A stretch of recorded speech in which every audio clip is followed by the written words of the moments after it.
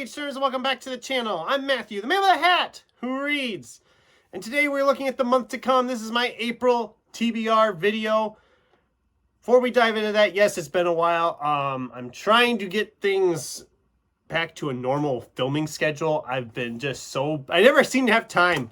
It gets to be like 10:30, 11 o'clock at night, and thought, oh, I should have filmed a video today, and I didn't do it.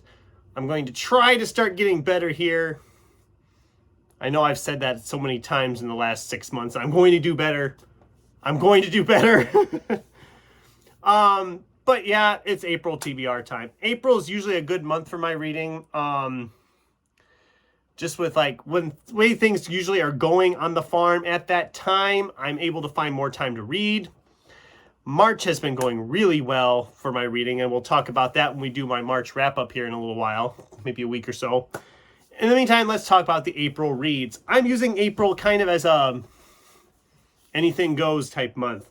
I do have 10 books here that I'd like to get to. I think a good four of them have been in TBRs in the past, and we're going to try to get to them as the month progresses. But we'll see what happens. Starting off with a library book. This is McCormick Templeman, which is a fantastic name. Atlas of Unknowable Things.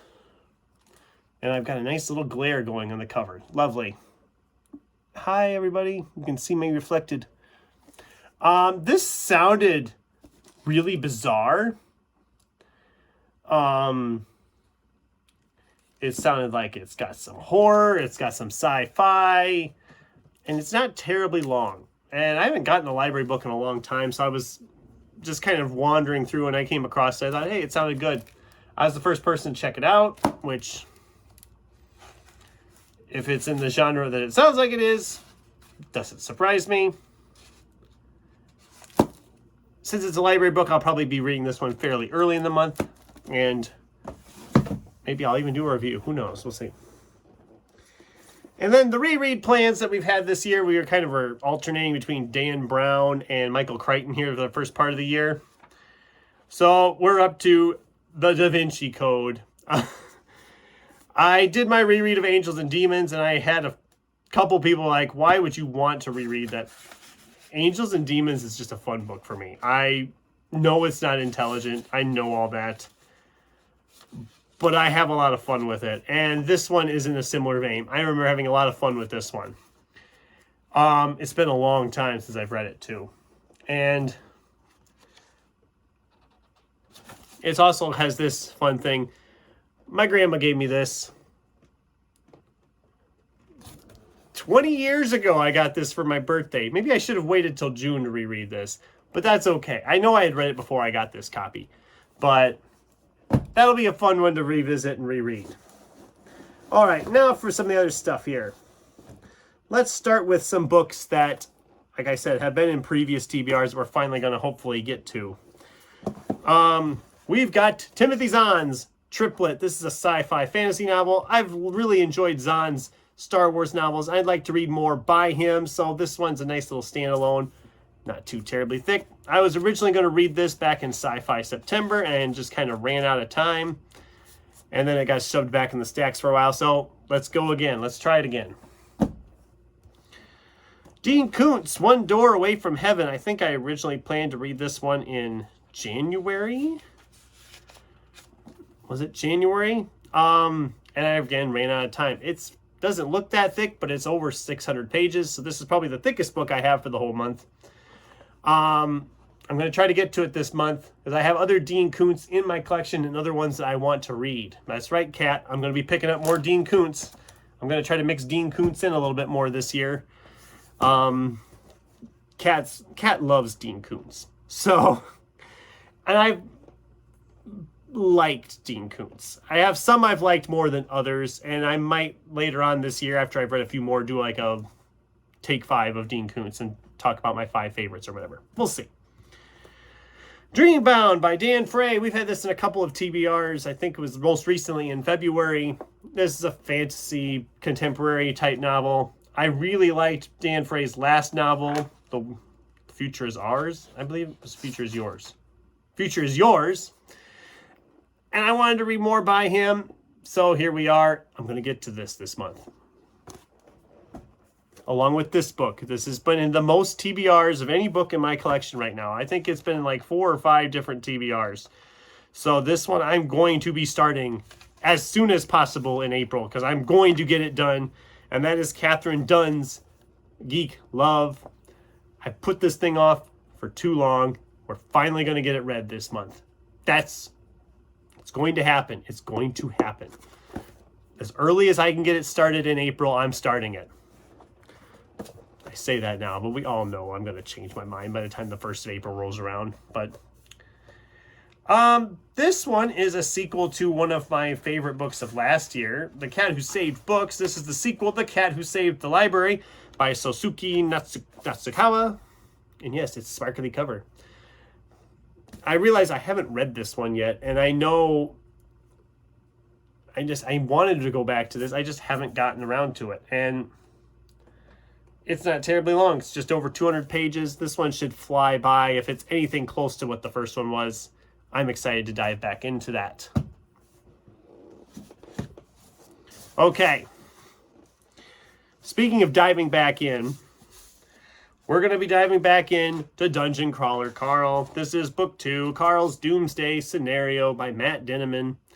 I loved the first book. I had an absolute blast, and I've seen all these people that I follow on BookTube or just good friends reading this series and have gone a lot farther than I have. And it's time. I've put it off. I don't know why I've put off going back to this series because I loved the first book. And I have a feeling I'm going to have a fun time with this one as well when I get to it. Hopefully I get to it. If I don't get to it in April, it's going to carry over into May. No contest. Because I got to get back to the series. I have book 3 sitting here too. And there's a handful more that are out there that eventually I'll probably be ending up getting as well. But this is an author I haven't read before, but I picked it up because it looked interesting. It sounded interesting. It's a horror novel. This is Devils Kill Devils by Johnny Compton. I'm a little bummed because I paid like $5.99 for this book, and the catalog I got it from has since gone down to $1.95 for this exact same hardcover edition. So, you know, that just makes me feel great that I bought it and then I haven't read it, and now it's getting cheaper. The print is a little tiny, but I think it sounded good. I can't wait to dive into it. And the last one for the month, if I get to it, this is Jeremy Hawkins' The Last Days of Video. And again, we have a nice little reflective glare. This one intrigued me because it's talking about independent video stores are dying, and then they open a Blockbuster nearby and it's like a war between the independent video store and the Blockbuster. At least that's what the synopsis says it is. I worked in a DVD rental store starting in 2007 until it closed up because when did it close up? 2018?